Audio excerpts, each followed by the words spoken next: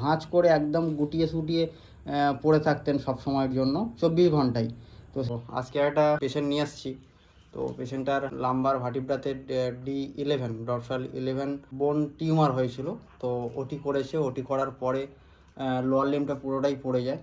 অপারেশনের আগে কি কী সমস্যা হতো বা অপারেশনের পরে এখন কি সমস্যা হয় বা ফিজিওথেরাপি কয়েকটা দিন সিটিং চলছে, তো সেক্ষেত্রে কয়েকটা দিন করানোর পরে এখন কি ফলস্বরূপ কি পাচ্ছেন বা দেখা যাচ্ছে সেটাই ওনার মুখ থেকেই শুনে নেন। আচ্ছা, আপনার নামটা একটু বলুন। শিকারানী মাঝি, আচ্ছা, বাড়ি কোনখানে? সূর্যনগর মাঝিপাড়া। মাঝিপাড়া। তো অপারেশনের আগের কি মুহূর্ত, আই মিন কি সমস্যা হতো আপনার? কোমর যন্ত্রণা হতো, খুব কোমর যন্ত্রণা হতো, হাঁটতে পারতাম নি। মানে ফুল প্যারালাইসিস হয়েছিল। হ্যাঁ, আমি একটু বলে দিই, ফুল প্যারালাইসিস হয়েছিল এবং তার সাথে হাঁটু দুটো পুরো ভাঁজ করে একদম গুটিয়ে সুটিয়ে পড়ে থাকতেন সব সময়ের জন্য 24 ঘন্টাই। তো সেক্ষেত্রে যন্ত্রণাও হতো, তার সাথে জ্বালাভাবও হতো পেছনে বরাবর পায়ের তলা পর্যন্ত।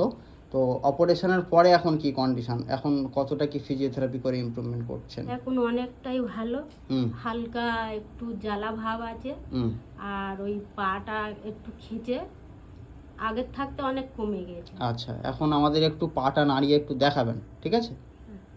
উনি অপারেশনের আগে মিনিমাম 6 মাস এরকম অবস্থায় 8 ছিল। মাস। 8 মাস, সরি, 8 মাস উনি এরকম অবস্থায় পড়েছিল, যে কারণে hip joint and knee joint and ankle joint পুরো স্টিফনেস হয়ে গেছে। আস্তে আস্তে মোবিলাইজ করার, রিল্যাক্স করার চেষ্টা করি। দেখুন আজকের কতদিন করাচ্ছি ফিজিওথেরাপি?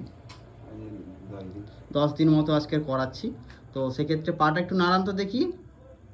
পায়ের আঙুলগুলো নড়ছে। এবার পাটা আস্তে আস্তে যে কোনো একটা পা তুলুন, হ্যাঁ, আবার নামান, আবার বাম পা তুলুন, আবার নামান, পাশে ঠেলুন, আবার টানুন, আবার বাম পা ওদিকে নিয়ে যান পাশে, আবার নিয়ে আসুন। বাহ! পেশেন্টের কন্ডিশন এখন এমন হয়ে রয়েছে। তো লাস্ট পর্যন্ত দেখতে থাকুন।